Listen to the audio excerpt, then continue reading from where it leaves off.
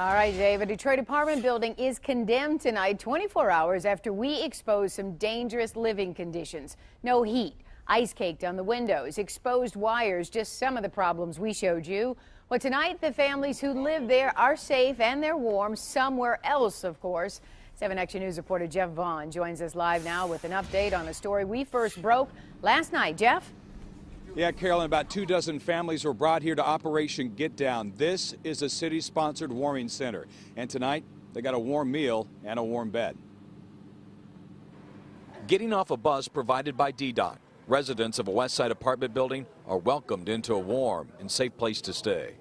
Welcome to Operation Get Down, City of Detroit Warming Center. It makes me feel very happy. Yes, it does. Hours earlier, each of these residents were living in a building with busted pipes, raw sewage, and no heat. The city taking notice of our report and jumping into action, sending Child Protective Services, building inspectors, and the fire department after seeing people getting by with the help of space heaters and stovetops. A shock to the fire marshal. Which creates carbon monoxide. Very dangerous situation. I confronted the landlord Monday night. Do you own this building? Yes, I own the building. Well, why don't you have heat? She claims the building was without heat for only a few days. The residents have a different story.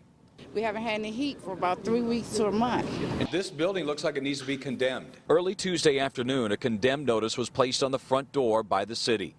Police escorted the physically challenged, the elderly, and families to a new place with a fresh start. I've been trying to get up out of here.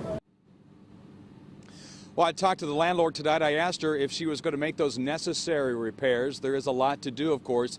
She said she's going to work on it, but before she opens back for business, she's going to have to pass a city inspection. And tonight, Carolyn, she faces city fines. Back to you. And I bet you a long list of them. Jeff, any chance this landlord might give these residents a refund on their rent because of the deplorable conditions?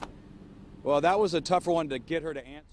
She said that she's somewhat reluctant since it is the end of the month, but these tenants do have legal recourse. So if they want their money back for that rent, they might have to sue.